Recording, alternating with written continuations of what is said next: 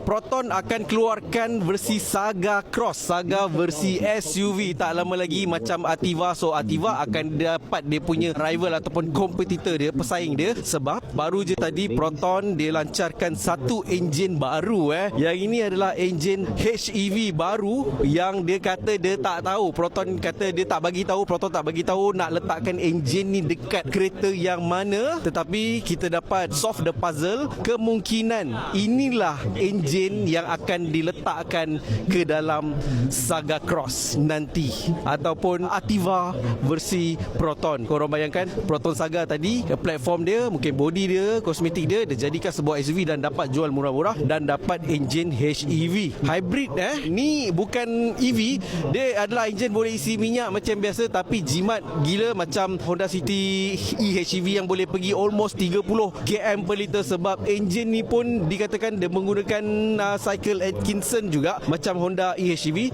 Yang ni dia orang panggil iHEV tak silap saya untuk Proton, dan enjin ni berkapasiti 1.5 liter plus hybrid dan dia pairkan dengan, ini adalah enjin dia, yang ini adalah dia punya gearbox dia.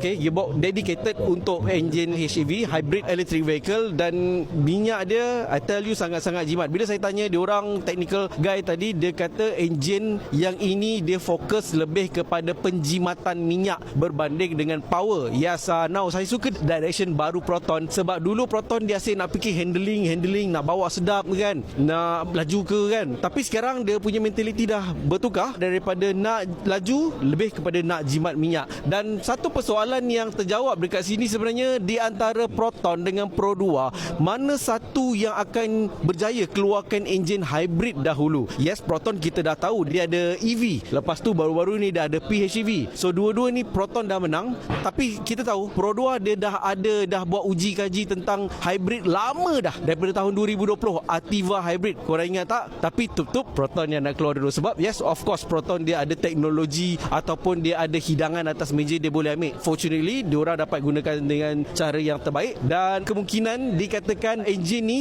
dia dah production line dekat Tanjung Balim dah ready. So it's very soon untuk kita dapat tengok macam mana Proton Saga Cross yang akan dikeluarkan. Kemungkinan tak lama lagi, nama pun tak confirm. Saga Cross adalah satu gelaran yang orang panggil. Proton tak pernah announce apa-apa tentang ni, tapi ini adalah satu spekulasi yang kita orang media cuba rungkaikan melalui puzzle yang kita orang dapat pasang lah kan. So ini adalah spekulasi yang antara terbesar sekarang kita dekat Klims Kuala Lumpur International Motor Show 2026. So bagi korang yang nak datang sini, datang, sebab 21 hari bulan korang kena datang. Saya akan buat podcast live, jangan kecam dekat sini. 21 hari bulan 6 ni tengah hari, korang datang daripada pagi, make sure korang jadi live audience. Kita akan invite Abang Gan dan Jisima, Abang Gan Pandu Laju dan Jisima daripada Autobus. So 3 orang ni, saya, Nasrullah, Nazenko, Abang Gan dan Jisima, kita orang akan buat podcast live. Jangan kecam dekat Klims 2026.